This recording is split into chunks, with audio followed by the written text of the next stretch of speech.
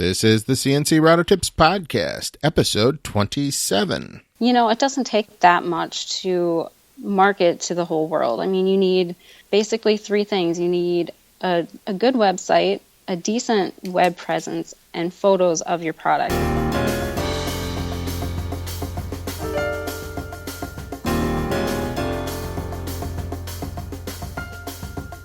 This is the CNC Router Tips Podcast, a show which answers one question from you, the listener, about CNC router tables, CNC software, hardware, web hosting, and business. I'll help you get started in your CNC hobby or business and help you cut through the confusion. Today's episode is sponsored by themakersguide.com. The Maker's Guide. Useful tools for makers. Hello, everyone. Welcome to another episode of the CNC Router Tips Podcast. I'm your host, Bill Griggs, and I'm just so glad and grateful that you could tune into our show today. There's been a lot of rapid growth going on in our private Facebook group, CNC Router Tips group on Facebook. We're just hovering right around 2,500 members as we record this. It'll just take a few more, and it'll put us over 25. So things are progressing very nicely there. Guys are asking questions and getting help directly inside of that group. And it's been a real blessing to me to see this thing grow quite as rapidly as it has. I've gotten to know some really great people, including today's guest, Melissa Jones, through this group. And I think that you're going to enjoy hearing her story about how she has been very successful with her business, nicecarvings.com, and the growth that's gone through, and through her launching of her newest business, hightechtools.com. So I hope you enjoy the show, and if you do, please take the time to go on iTunes for CNC Router Tips Podcast and leave us a rating or a review on what you thought of the show, and it really will help the show to grow and to reach more people, because that's the whole point of this show, is to help people get started with CNC router tables and to form their own businesses. And the easiest way that I know of that people can continue to grow in this is to be able to get the information they need, and they can get that through our podcast. So please take the time, leave a rating and review. Really do appreciate it. Let's get on with the show and give you a chance to meet Melissa Jones. Hello, everyone. This is Bill Griggs from CNC Router Tips, and today I'm very fortunate to have Melissa Jones with us today. I kind of view her as one of the CNC rock stars because of the many things that she's accomplished so far in a relatively short period of time. And I'm really excited for you to hear her story and, talk about some of the things that are going on with her. So how are you today, Melissa? I'm doing great. Thanks, Bill. Oh, you're welcome. So where are you from? I am from central Minnesota. Baxter, Minnesota. Baxter, Minnesota. Yep. Yeah. Now, how did you end up settling out there? I grew up around here, Okay. So just kind of stayed with family. Mm-hmm. Now, when you were growing up, who was the major influence on you? Because I wonder, the artistic skills and the many things that you do had to come from somewhere. I can't really think of any one person that it came from. My grandfather was really into model railroad train setups and everything. So, that was pretty cool. My great-grandmother was an artist, but I don't really see them as an influence as to where I am now. Mm-hmm. Because I have a hard time considering myself an artist, so. The good ones always do. Now, it's funny because you may not know this about me because, we've just met for the first time, but I'm a very introverted person in a group situation. I could talk all day about CNC because that's what I like, but that whole nerdiness factor comes into everything, for me, and socially not so great, but I'm just amazed at the amount of work that you have produced in so many different areas. How do you get over, you're a very reserved person. Oh, yes. As far as that, how do you come over, get over that and get on with the work and, have people found you? It's just something I have to do. I mean, you have to put yourself out there to get the jobs and do what you have to do. Mm-hmm. So talk to us a little bit about where you were when you first got started. Before you were doing CNC, what were you doing? It all kind of started the fall of 2006. My husband and I both ended up out of work. The recession hit our area very, very early. Being a tourist town, it was just dead way early on. So it's kind of funny. My husband was working on a project at the time, and he wanted some 3D artwork, kind of like wood carvings. And it's nothing that either one of us have ever done. And I just kind of laughed at him. I was just like, okay, have fun with that. And he's like, no, you're going to do it.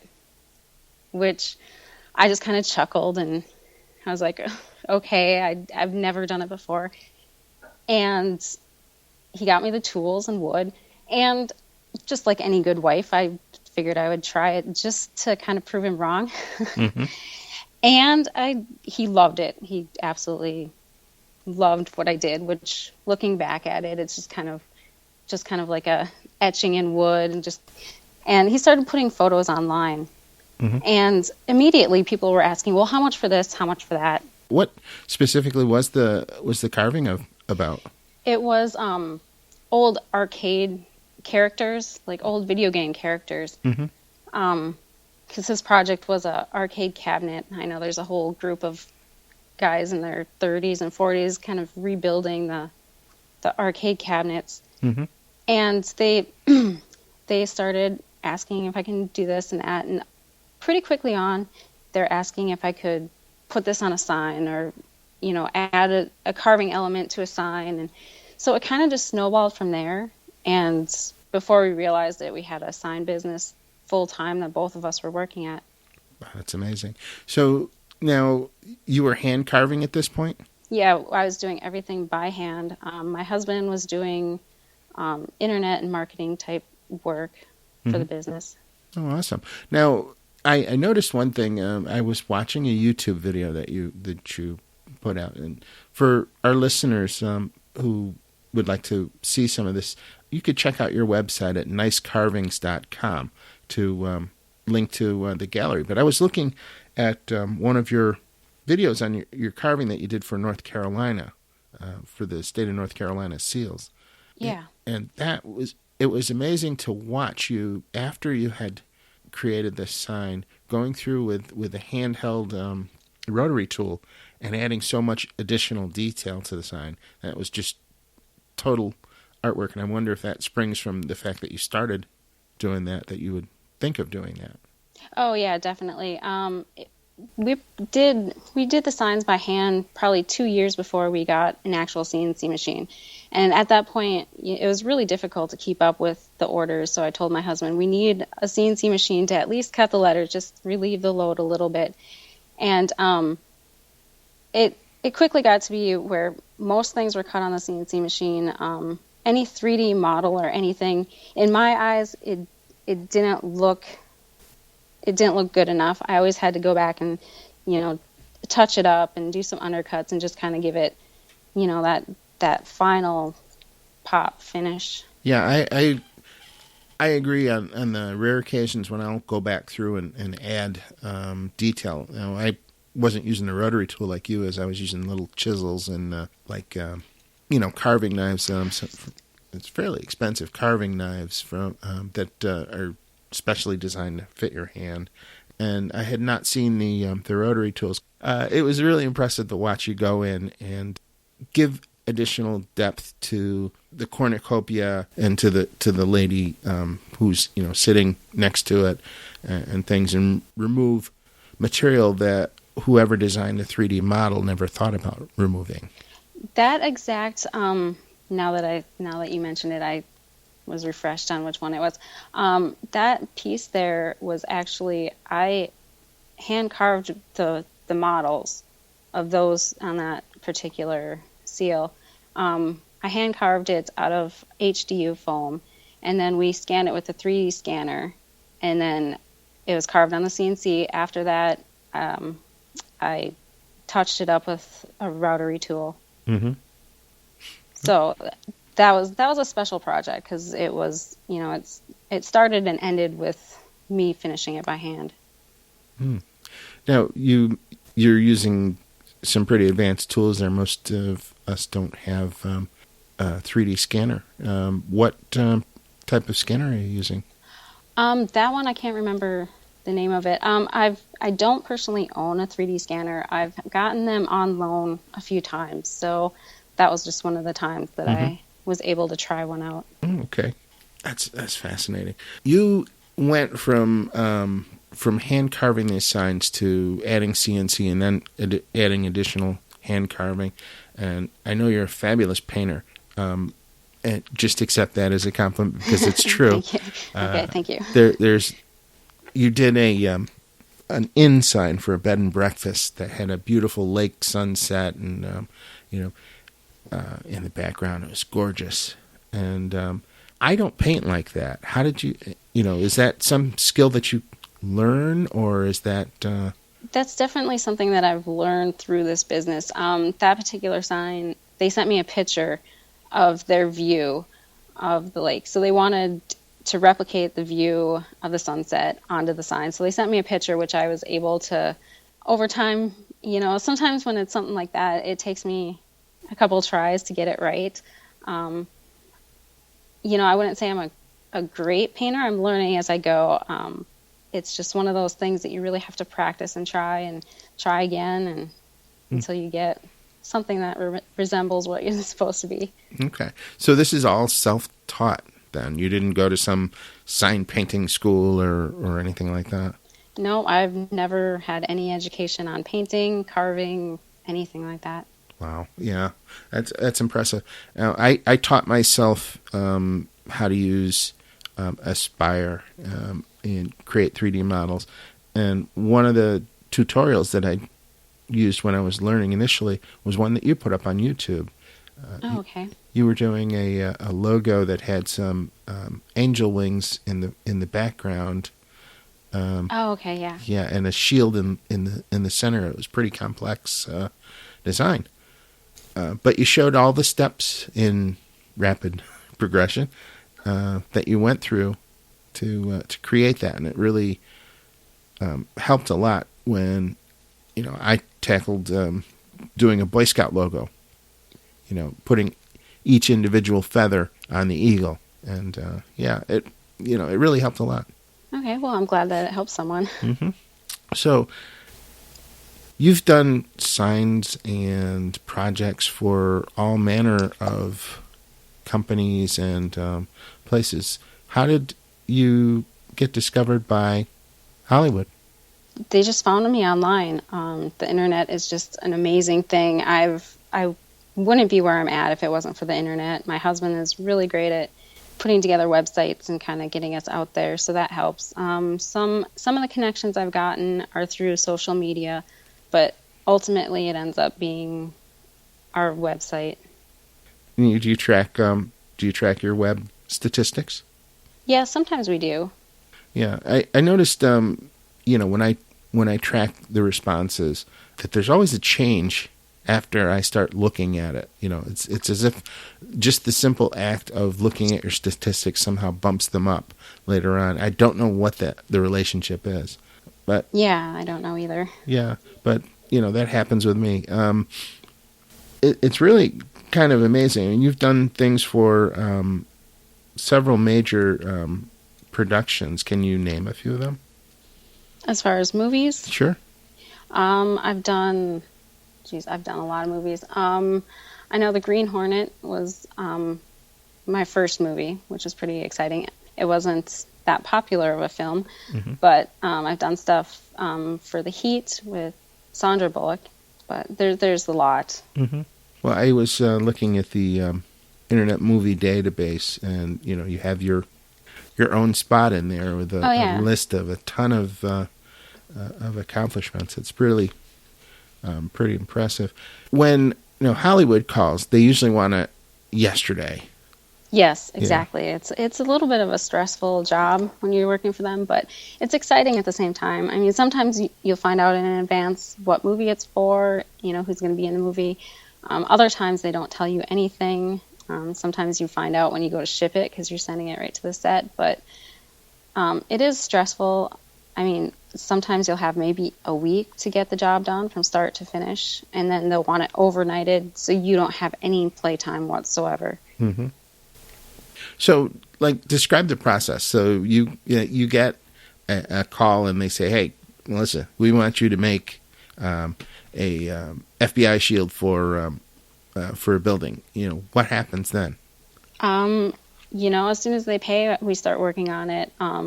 Usually, hopefully, we have the materials in stock, which we usually do. They usually don't want something too big, but from there, we start modeling what we can, figuring out exactly how we want to do it.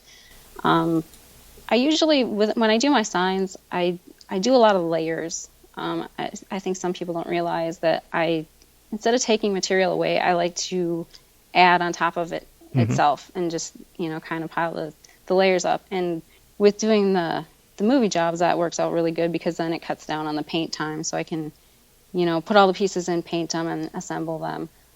Usually, it gets down to the last 2-3 days, and I'm pretty much at the shop working 24 hours a day for 2 or 3 days straight. Mm-hmm.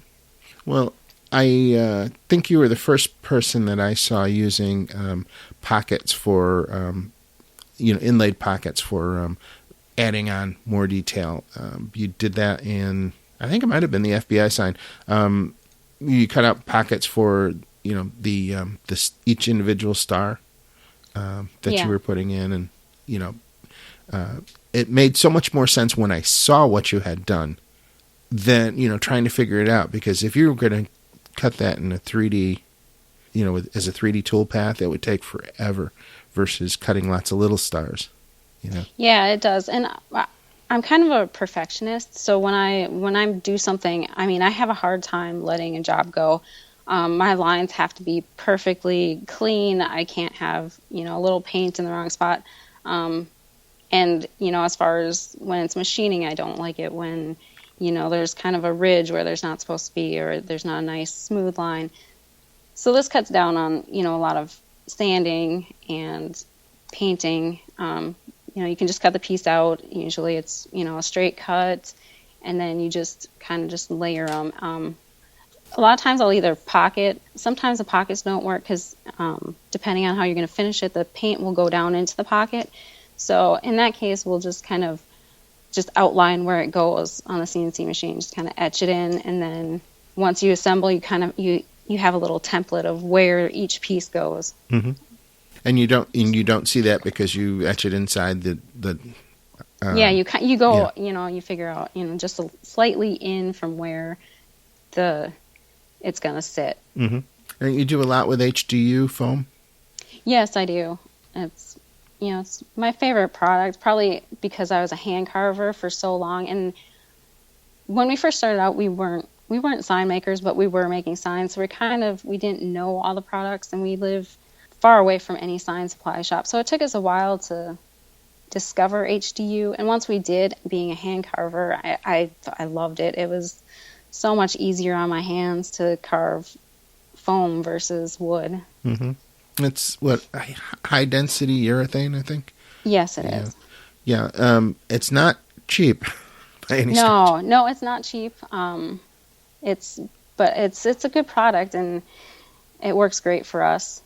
Mm-hmm. And when you figure in time wise for working with any other material, it kind of evens out versus wood or something else that might take a little bit more time, sanding or finishing or anything like that.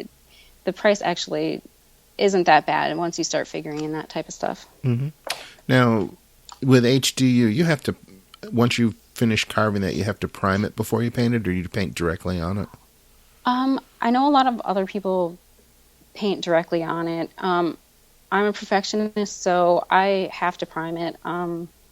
Usually priming a couple times, maybe sanding between each layer, and then doing a finished coat of paint, probably a couple coats of paint, but it gives it a nice, smooth, clean look once it's all finished properly. So I'm asking a lot of questions because, I think this is pretty cool. You don't get to see, talk to someone I consider extremely skilled at this very often. But do you prime it, then assemble it, and then, paint individually? Or how does that work? Does it vary from project to project? I finish every single piece from priming it all the way, painting it, and before I assemble it, just so I have those nice, crisp, clean lines once it's all put together. Mm-hmm.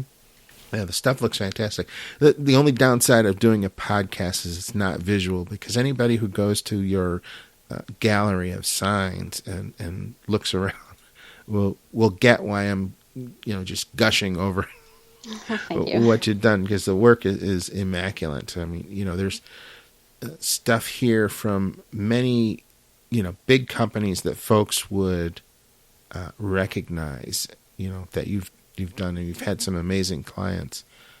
Yeah, I'm impressed all the time when I get orders in. I just sent out a sign for Brother Sewing Machine yesterday, so that was pretty exciting. Yeah, and I think you did something for Red Bull recently. I'm trying to think. Some kind of challenge thing. Yeah. Yeah, I've done so many companies that it's hard to even keep track. Yeah.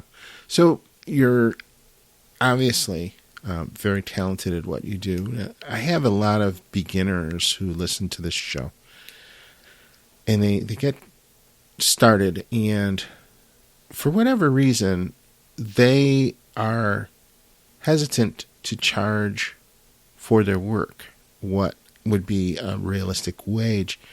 And I don't understand the mindset of people who devalue their work just because they're new at it. What are your thoughts on that? Well, I think people have a hard time having confidence in their work, so that's kind of something that each person has to kind of get over. There are a couple things that I don't think people really take into consideration, and one is who you want to work for. That's kind of a big thing for me. Most, but not all, people that I've worked for, that I've done jobs cheaper or gave them a discount because of their budget or whatever, they tend not to value my work as much. Mm-hmm. They don't value my time as much. They're more demanding. They complain more. Yeah. They'll be like, well, what's taking so long? It's like, well, each step takes a while. So it seems like if you charge more, someone is going to value what they're getting. They're going to value you and your work a lot more if you're charging correctly. Mm-hmm. Yeah, so I agree. Yeah, that's something that's important. I think that people need to realize you don't always want to work for the person who wants to pay bottom dollar for something that's really quality work. Yeah, I've had a couple of occasions where that's come up, and I've suggested that they go, to someone else that I know is in their price range or whatever.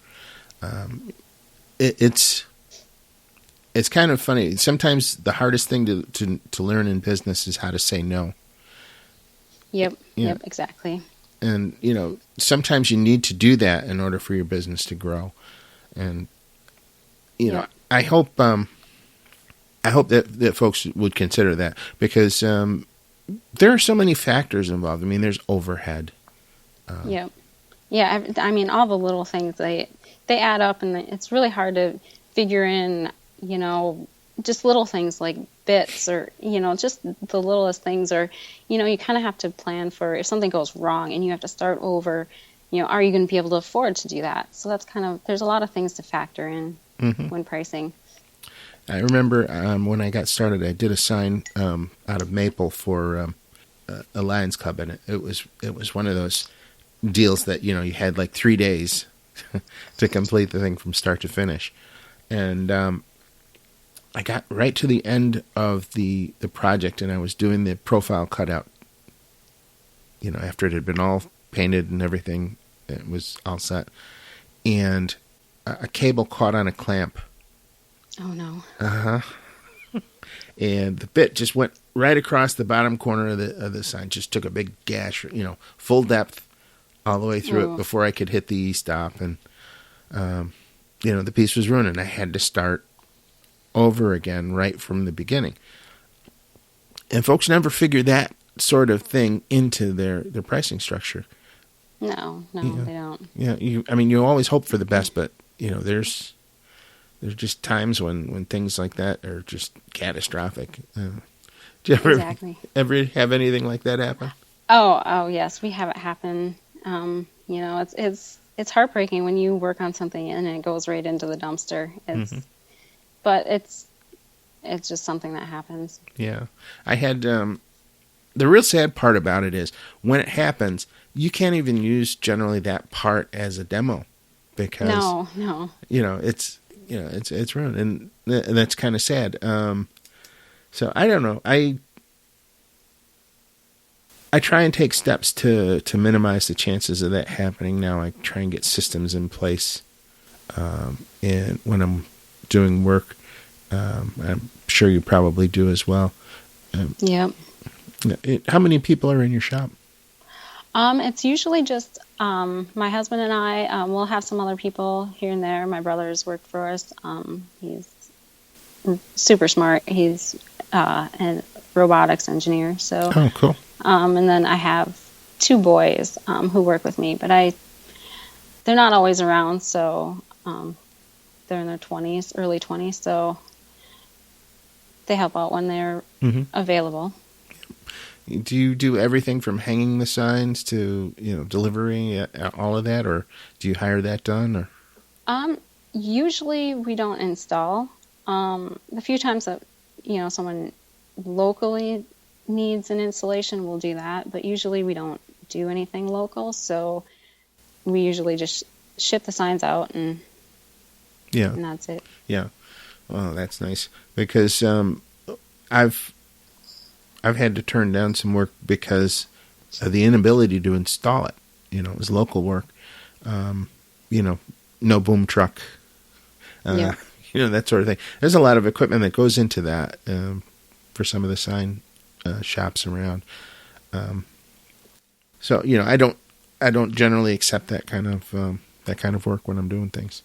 Yeah, that's a whole nother part of the business that I haven't really gotten into just because we don't really do anything local. Mm-hmm.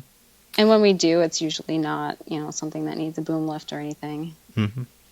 Now, changing tracks for a second here. Let's talk about your machine. Are you still on the original machine that you bought? No, we actually got a new machine a year ago, which is totally advanced. All of our work at stuff is way more efficient. I can't even tell you how better it is. Mm-hmm. What is different about the new machine? The old machine we had, I guess it wouldn't be considered a commercial machine, and there was just a lot of issues that kind of slowed us down, caused little glitches and stuff. So, now we just have the problem of, human error. We don't have to worry about the machine wrecking any pieces. Mm-hmm. Now it's just on us if something gets messed up. Mm-hmm. Is it an automatic tool changer type machine? No, we didn't go for that. Maybe next time. Mm-hmm. How large? 4x8. That's what we started with. I told my husband I didn't want anything smaller. He had suggested something a bit smaller just to start out with, but we were already doing 4x8 signs by hand, so I couldn't see getting anything smaller. Yeah, that's one thing that I wish I had done differently. I built my own machine, but I built a 4-foot by 4-foot machine cutting area, and immediately was doing stuff that was 4x8. Oh, yeah, that's not fun. No, so you try and index everything and get it lined up. It was a real pain. Yeah, we've had a few jobs that were 10 feet long, but luckily we were able to kind of fit it all together. Mm-hmm. Now, you do a lot of nesting and things like that to try and, or not nesting, but tiling other projects at all, or mostly avoid that? Mostly avoid it. So how now when you're doing all of these projects and you're trying to come up with an estimate of what people are going to pay you for your projects, do you have any special process that you go through or? Not really. Pricing is so tricky that, I mean, there's so many factors. I mean, you have to figure out what material you're going to use, how you're going to put it together, all that kind of stuff, techniques and finishing and all that. It's really a difficult thing. We've gotten to the point right now where, we kind of look at a job and, think of what material we were going to use and just kind of be able to figure it out without getting into too much detail of, how much we need for overhead and this and that. So it's just one of those things that a person has to figure out. And we're to the point where, we can just kind of look at it and know how much we should be at. But one thing that I do want to say about pricing. Today's episode is sponsored by The Maker's Guide, creator of the Triple Edge Finder. Get the edge you need, save time and frustration on your CNC project, and make setup a snap. Save time and material.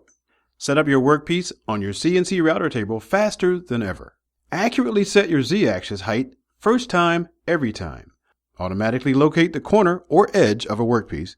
Reset your starting point in the middle of a program. Quality crafted right here in the USA on US-made CNC machines.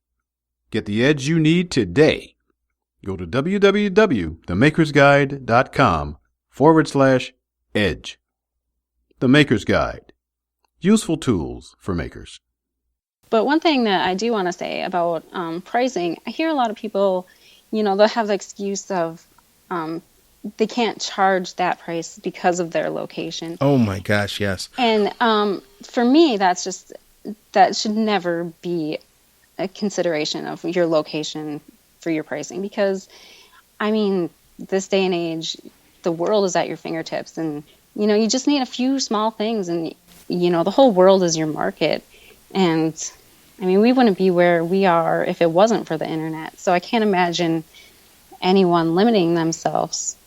Yeah, I have one couple that are from like the mountains of West Virginia, and they're saying, "Oh, well, we can't charge $30." Oh, wow. and I just cringe because I know the math that goes into it. Okay, you got your material, you've got the amount of time it takes you to make that project, you've got your consumable products like your bits, your paint, your sandpaper, your sander, the electricity, all of that things. And by the time you figure it all out, there's almost no product that you can sell for $30 and still make a decent profit long term. No, not at all. And, it doesn't take that much to market to the whole world. I mean, you need basically three things. You need a good website, a decent web presence, and photos of your product. I think photos are a huge thing. I think people kind of, they don't really think of it as a big deal, but definitely for us, that's the way we've gotten more work, is just showing people what we can do. And I know a lot of people have a hard time with pictures, but it's really something that, you just have to take a little bit of time. You don't have to have a super nice camera. Just get a little bit creative. Helps a lot. I know we've been in our new location for 2 years now, and there's really nowhere to take pictures here, inside or out. It's just, it's an older building. It's not, there's nothing architectural that looks nice in the background. So what I did is I bought an old artist easel, a nice wooden easel at an auction, and I just go outside, set it up in the parking lot, put a sign up there, wait till there's no cars driving by and take a photo. And those are some of my favorite photos, and it's just that simple. And there's, we really don't have anywhere to take pictures, but we worked with what we had. Mm-hmm. Yeah, I know that some people even go as far as putting in a studio, like a little photo shoot area. But with signs, it's kind of hard because they're typically fairly large. So, yeah, it's got to be, I think maybe just thinking outside of the box, maybe mounting a particular fixture on the side of the building, that's good with a good sun, good angle, if it were possible, and just changing out the sign. Yeah. Anything that you can get to work. I mean, if you have anything, even if you have to do it inside, just paint the wall nice, crisp color, and just anything to kind of make your work stand out a little bit. Mm-hmm. Well, you do a fantastic job of that, and one of the things that's on your site that is really stands out. You'll have a picture of the sign. You'll have you in the sign. The creator of it. And one of my favorite photographs is you're painting a blue sign, and you're covered in paint. Yeah, there's sometimes that my husband will come along with the camera, and it's not the greatest time to be taking a picture, but it shows that it's real. Mm-hmm. I do hear a lot of comments about me being in the photos, the ones where I'm just standing there, and I get a lot of comments about how I'm just the model and I don't actually do the work. So it's good to have those other photos that show me doing it. Mm-hmm. Yeah, I mean, you're just covered in foam chips, and you're not doing the work. We get that. Yeah. Yeah. Just and there's a couple of reasons why I stand in the photo. One is for this, to show the size of the sign. I mean, if you don't have something to show how big a sign is, I mean, it could be 5 inches or 5 feet. I mean, it's kind of to show the variety of signs that we could do and sizes. Another reason is, I think another important part about having a website is to kind of humanize your website. There's so many where you go and, you're looking and there's no sign of a person. You read the about me and it's we this, we that, and there's no names or anything. And I think people feel more comfortable if they kind of feel like they know you a little bit. I can't imagine somebody trying to build a business around CNC without having a website. Oh, me neither.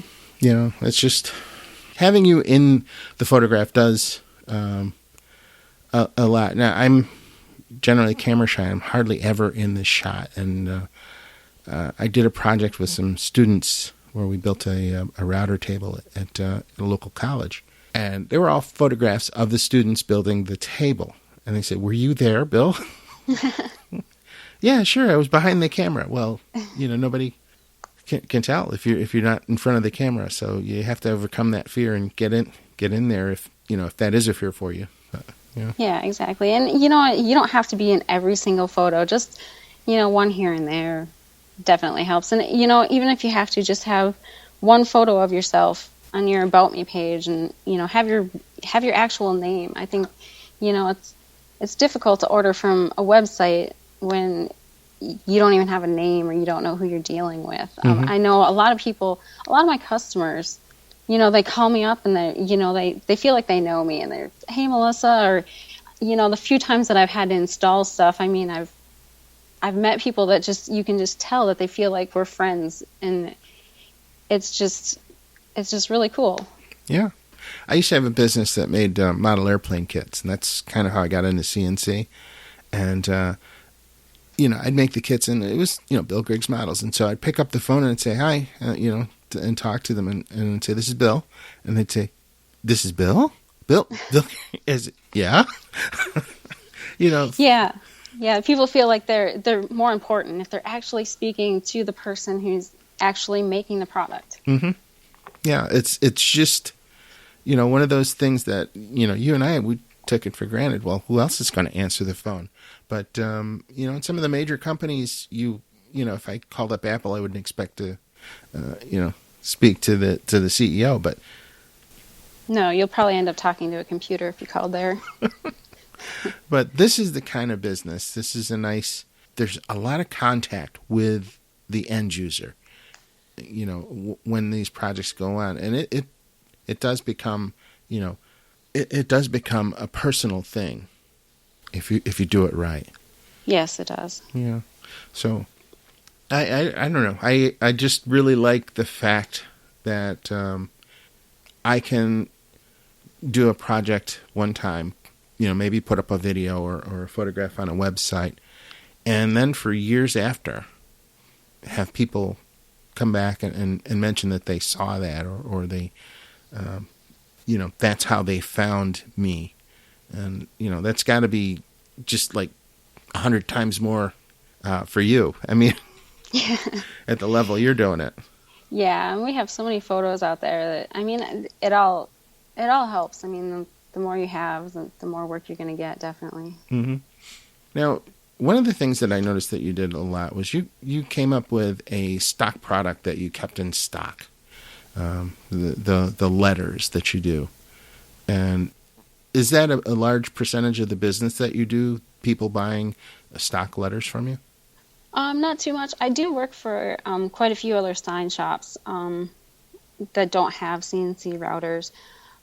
So I do a lot of work there. A lot of signs end up being just letters. Mm-hmm. So that's a nice little project. So it's always a fun job just doing letters. Mm-hmm. So,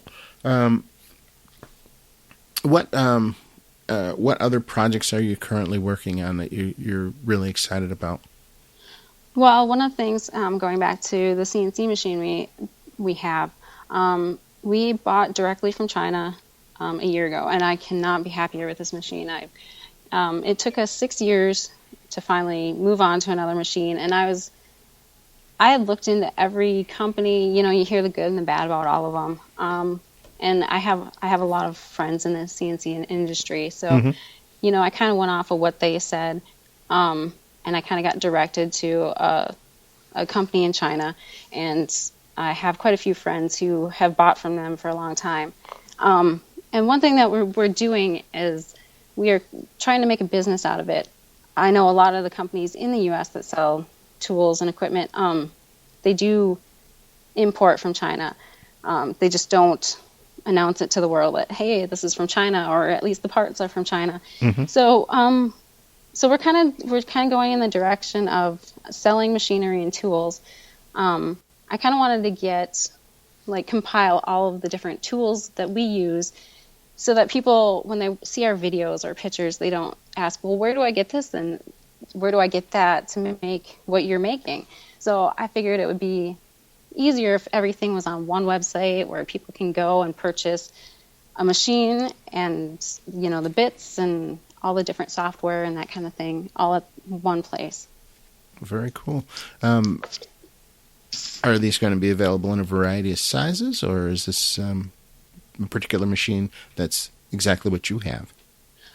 No, it's going to be several sizes. I'm not sure how small we have yet. We don't have like a desktop size or anything, but they're more targeted at like the 4x8 sizes or larger. Mm-hmm.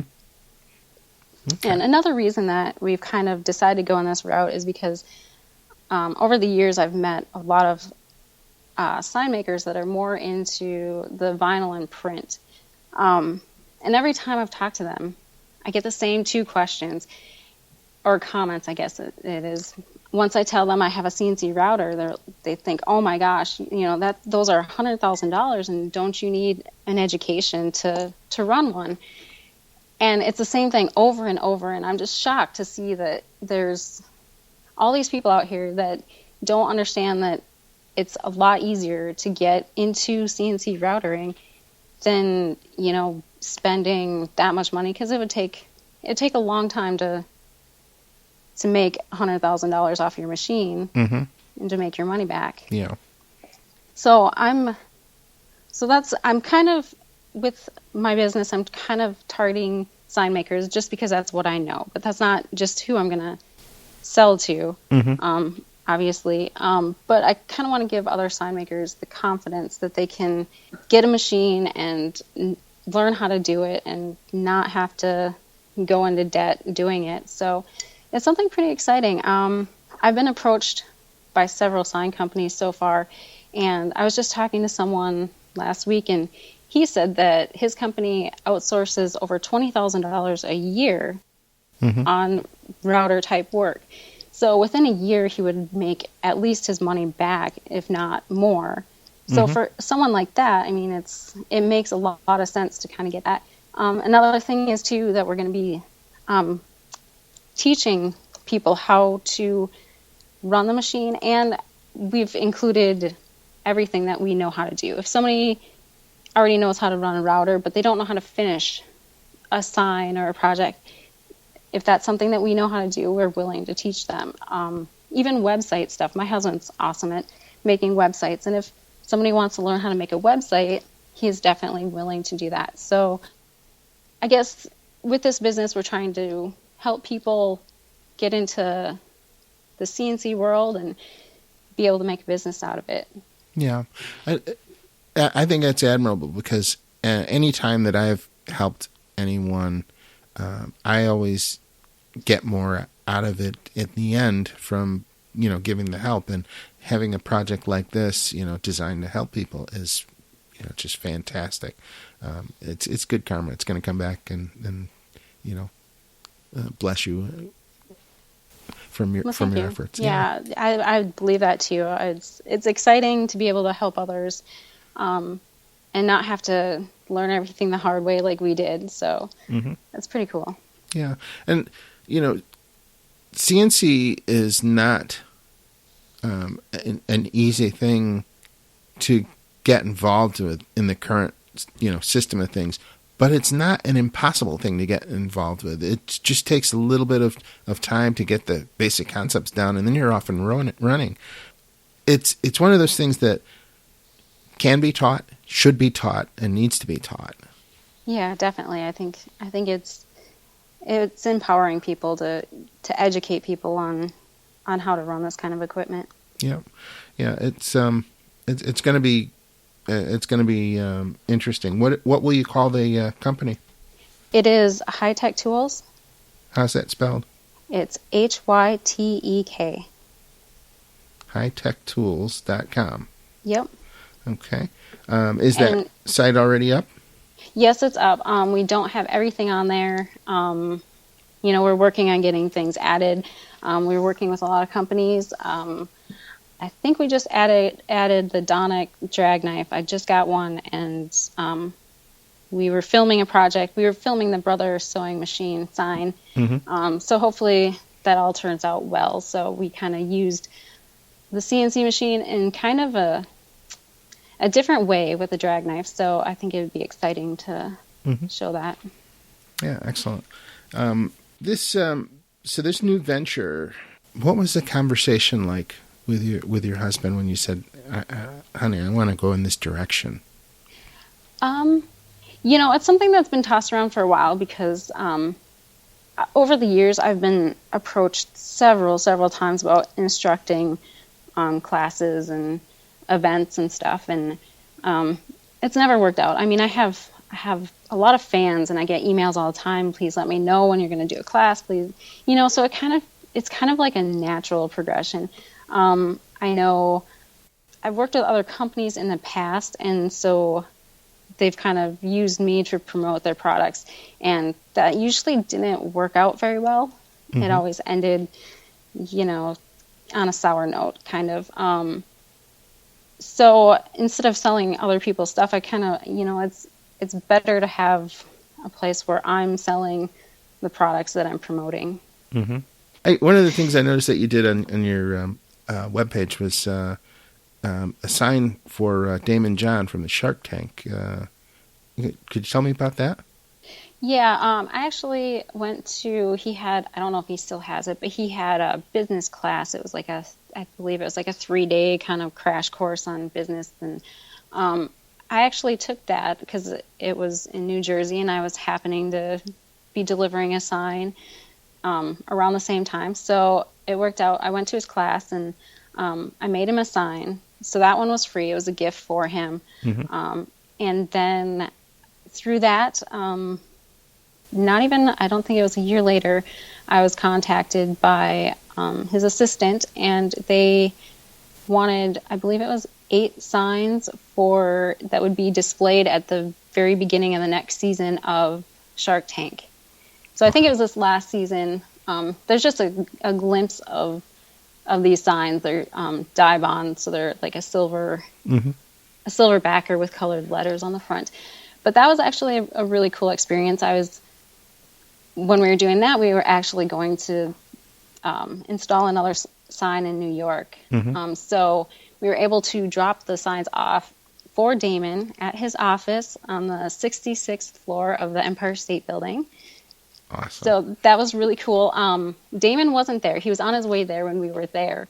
And we had to leave early because I had the worst food poisoning of my life, which was very unfortunate.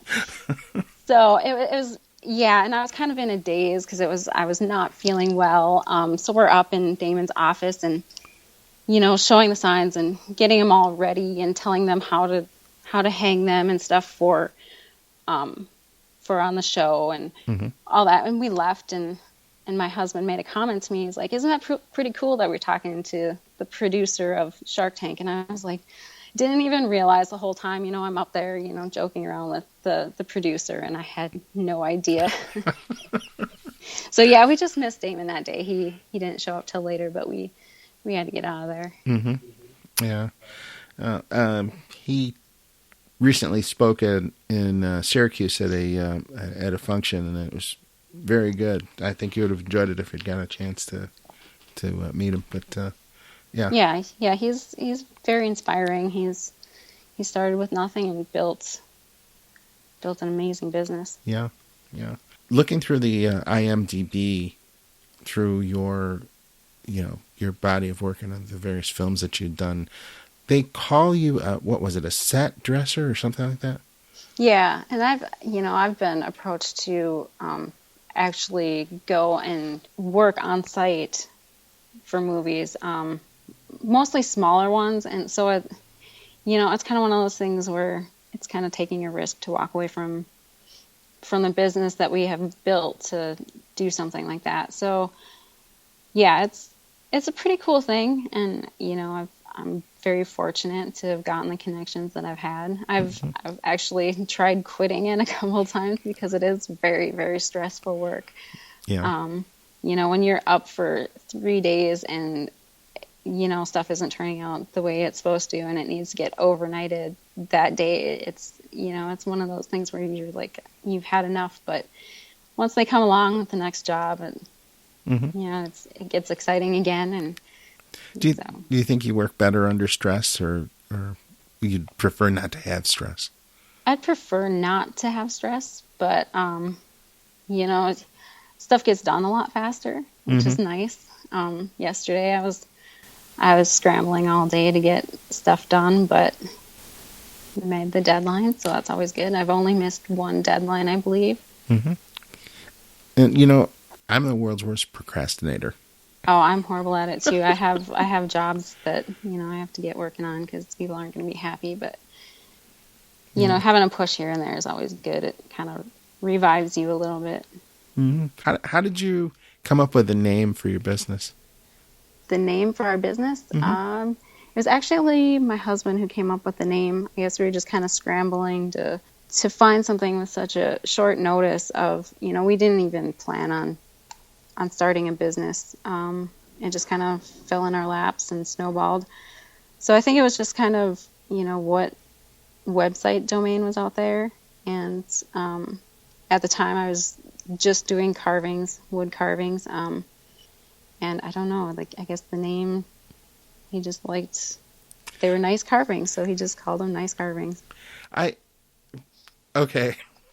Now I'm going to go off the deep end here, but I when I first heard that, I says, I liked it because it was short, but I says, it kind of sounds like something a guy would say in the bar in college. Yeah. Like a pickup line or something. But what did he say? What did you say, Jason? Oh, he said that a lot of people were telling him we should have called it kick-ass carvings instead of nice carvings. So I think you could have like a subgroup, Yeah, definitely. Somebody probably already got that website. So yeah, but it's a really appropriate name. And oh, thank you. Yeah. One thing when somebody is trying to come up with a name for their business, I would suggest, thinking about it a lot. Nice carvings might be a good name, but a lot of people, when you're talking to them on the phone, it's ice carvings or knife carvings, or it can be. It's pretty confusing, so it's kind of one thing that should be taken into consideration. Oh yeah. Yeah, that makes a lot of sense. And sometimes even the way that your title looks on the page can be, if you smush, two letters together in the wrong order or something, it changes the meaning of what it is. So you got to be careful with that too. Yeah, exactly. Yeah. You don't have that in this case, but sometimes it's happened. Yeah. So yeah, very cool. I was just curious about that and figured I'd get that on tape. Okay. Yeah. Yeah, it was just one of those things where it's like, it turned into a business so fast that it's like, well, we need, somewhere to put photos and, take orders or get emails. So it was kind of a rushed thing. So it wasn't planned out that well, but it worked well for us. Mm-hmm. Yeah. I imagine he does like SEO, search optimization, trying to figure out the best keyword for the site before he did it. Yeah. Yeah. Do that sort of thing for your blog posts and all of that. Yep. Yep. How often do you blog?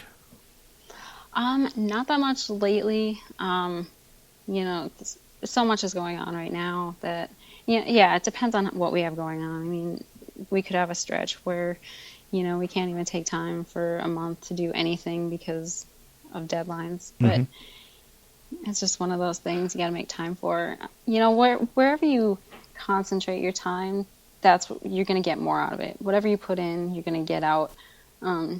So I know, Etsy never worked really well for us. Twitter never really worked well. We've gotten work on Facebook, if we're on there. LinkedIn, connecting with a lot of corporations and stuff on there has been very well. Mm-hmm. Yeah, I've gotten surprising results from LinkedIn. You wouldn't think that, but it's... What I find is on LinkedIn, you get contacted by CEOs and by higher officers in a corporation that you wouldn't expect to, come across, just because you're in a particular field or whatever, that they're looking into something. Yeah, definitely. I think that's how we got this hooked up with Brother Sewing Machines. Mm-hmm. We just hooked up with him on there, and he kind of seen our work, and they just happened to have a trade show coming up that they needed some stuff for. So he just approached us. I came up with a design that they liked very well, and it went from there. Yeah. Well, you haven't posted any pictures of that, so I'm just imagining what it's like. But yeah. Yeah, this sign's a little bit different, a lot different than the style that we've gone with before, but it's pretty cool sign. So hopefully the video turns out well. You like everything that you've done? Oh no, not everything. I mean, there's some. I mean, yeah, and being a perfectionist too. I mean, I just have to get to a point where I just have to walk away from a job and say it's done and package it up. Yeah. What's the worst thing to work with? What worst material you just can't stand it? There's each one has its own ups and downs. I know a lot of people try to use like insulation foam and the EPS foam. We've never had good luck as far as signs of that. It just looks horrible. Another product that we don't use is MDF. Oh, me either. Cutting into it, the dust. So I ask this question of everybody that comes on this show, and I'll give you a couple seconds to think about it if you like.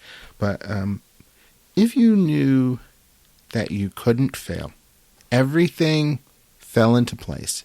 Your financing was right, all the equipment you needed was there, everything was good to go.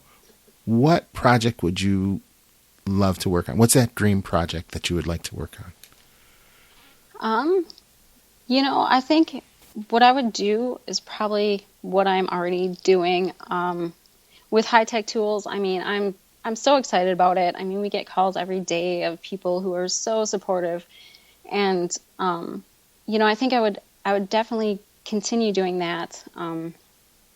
It's pretty exciting. Probably do a little less signs because they are so time-consuming. But another project that I have going on that I would love to focus a little bit more time on is it's a business that is in the works of being a nonprofit. It's called Blind Art, and I have the website blindart.us. And what I'm doing for that, I'm taking iconic iconic paintings, and the first one, I hand carved it, and I did a hand carving replica of the Great Wave. I don't know if you're familiar with that, but I finished it as much as I could to where it would look.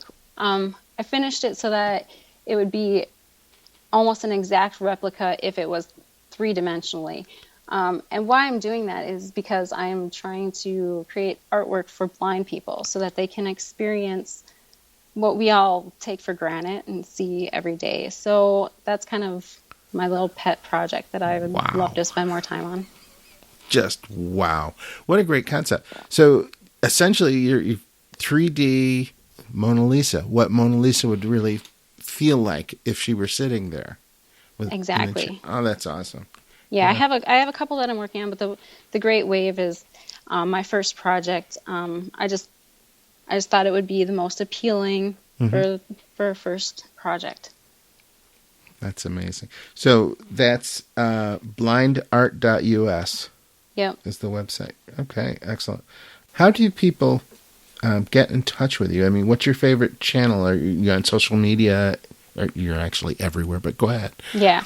I mean, there's any social media that I'm on. I'm not on Twitter quite as much. That's kind of a place that I don't really go. But I mean, there's LinkedIn, Google+, Facebook.